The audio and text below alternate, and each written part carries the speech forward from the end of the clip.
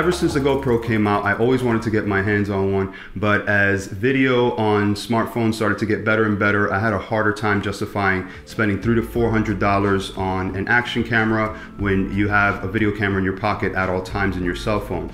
I even put this to the test on a trip to Mexico last year. I bought a waterproof housing, one of those life-proof cases for my old iPhone 5S. It worked really well. The only thing is that it wasn't totally practical because you lose the touch screen underwater. It's not really meant to be used that way. And some of the cheaper waterproof cases will let in a little bit of water the deeper you go. And the battery life when you're using video all the time isn't that great. So finally, I pulled the trigger on getting an action camera all this time later, and it was not a GoPro. I ended up getting the Sony X3000.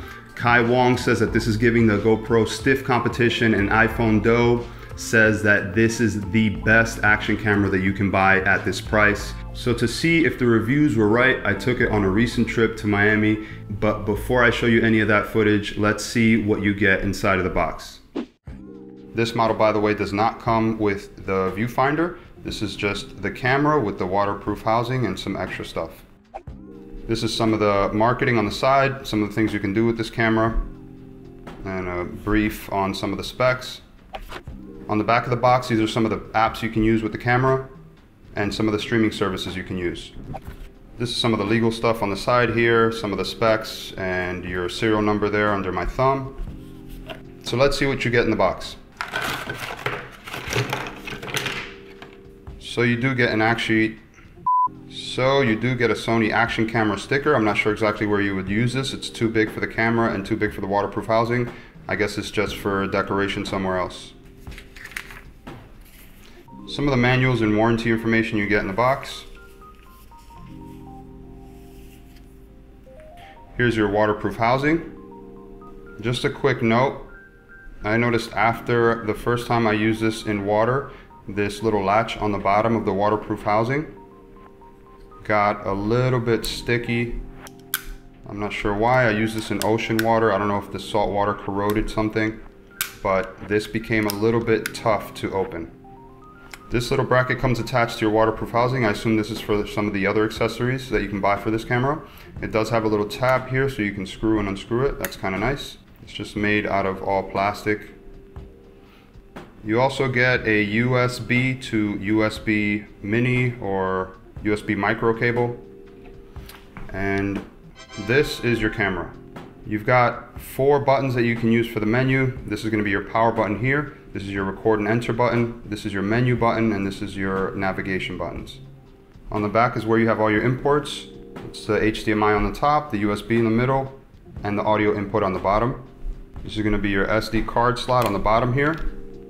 Make sure that you put in your SD card the right way. It'll let you click in the SD card whether it's facing the right direction or not, and then you'll get an error code if you don't put it in the right way on your camera. This is how you open your battery door. It's got a little latch on the back here. You just push that down, pop this door open. On the inside of this door, you're going to have your Wi-Fi ID and password. This camera uses the same battery as the RX100 series of cameras that Sony makes. The battery life is great on this camera. I don't think you would need more than 1 battery per day, depending on what you're filming. The battery door is a little finicky to close, so just make sure you have that closed perfectly shut. Otherwise, it's not going to fit into your waterproof housing that well. Okay, so first of all, image quality. The first thing that I noticed was a little bit of aliasing.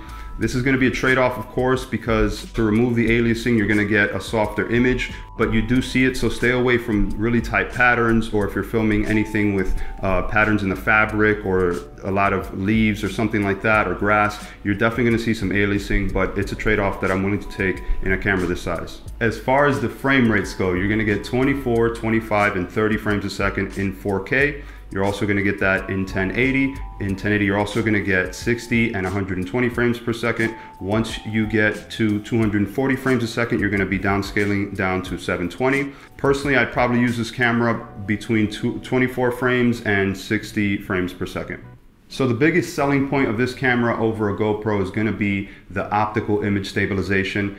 GoPro and all the rest of the competition have E-stabilization, which means that they crop into the image a little bit on the sensor when you move the camera around. This camera optically stabilizes the images much like your mirrorless or your DSLR camera lens would. I use this camera handheld the entire time I had it with me. I didn't have any accessories, any of the Sony or GoPro accessories, no selfie sticks or anything like that. And I just held it in the palm of my hand. It stayed relatively stable considering that I just had it in my hand. I put it through a couple of other tests. I set it on the front of a bike for my young niece who's just learning how to ride bike, and the bike was actually a little bit too big for her. So she introduced a lot of movement into the camera while she was riding bike. I set it on the dashboard of a car while I was driving around a little bit just to see how well it would handle that. I think it did that really well. And I put it into another more extreme test. On my dog's harness, he had a little loop on the back that I just kind of stuck it in there, and it stayed put the entire time. He ran around, he shook with the camera on. So that kind of speaks to the versatility of this camera. It's very lightweight, 4.1 ounces with battery included. My dog never even noticed that he had it on his back. He didn't try to scratch it off or anything. I held it out in front of me, handheld the entire time, and I barely noticed that I was holding anything. It's a great alternative if you're vlogging into a camera than carrying around a heavy SLR or a heavy mirrorless camera with a lens attached.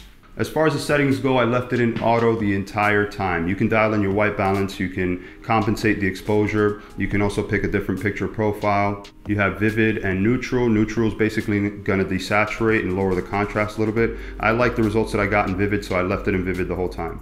I also tried to challenge the exposure to see how well it would handle switching from light to dark settings, how well it would handle sun flare, and it did really well in all those scenarios considering how small this camera is. And in all of those challenges, I think it maintained some pretty good dynamic range. So to get to those settings, of course, it's a Sony camera, so it's gonna be a pain in the ass. You only got 4 buttons to switch through the menu system, and I kept confusing the menu with the record/enter button every time I went to switch a setting, so it would back me out to the main page. Changing the settings on this camera can get very tedious, especially when you have the waterproof housing on there and you have to really push in those buttons a little bit harder. By the end of the day, I felt like I was playing video games all day because my thumb was a little bit sore from switching the camera around so much. I was testing it, so that's not gonna be typical, but I would probably just set it and forget it, find a setting that you like and just leave it alone. So the included waterproof housing works as intended. I took it under the water and it does exactly what it's supposed to do. GoPro Hero 5 is waterproof by itself, but it can only go to 10 meters. This camera with the included waterproof housing can go to 60 meters. If you want to do that with a GoPro, you're gonna have to buy that waterproof housing that they sell. With the waterproof housing on, you're not gonna get very good audio, if anything at all. I didn't know this. I had the waterproof housing on the entire time, basically just to protect the camera in case I dropped it. If you want audio, definitely leave that waterproof housing out because it'll give you access to the microphone port in the back, and the onboard microphones is gonna pick up much better audio with the housing off. So if you have any of the other Sony cameras, the A6000 series or the A7 series, the Sony Play Memories app you use for those cameras is gonna be the same that you use for this camera. It works really well when you're within close range of the camera. If you move more than a foot away from the camera, in my experience, I lost connection or was getting a slower connection. But the app does give you quick access to all the different settings. So if you want to change settings very fast and you're a person that's going to be changing your frame rates or any of the other settings often, I'd recommend using the app to do that. So in conclusion, I think this camera is a great value for the price. Personally, I think it's better than the GoPro, primarily because of the optical image stabilization. That was really important to me because I didn't want to get a GoPro or get an action camera and then have to buy any additional gear to get a good image from it. And this camera does pretty well right out of the box. And all around, the toughness, the waterproof, the battery life, and the image quality makes this a great backup vlog camera. And that's kind of the idea that I had for it. If you want to see more footage from this camera in the future, definitely hit the subscribe button. If you found this useful at all or helpful, give the video a like, and if you have any questions, leave them in the comments and I will definitely be glad to help you out. I have no subscribers, so I can probably get back to you right away. Thanks for watching.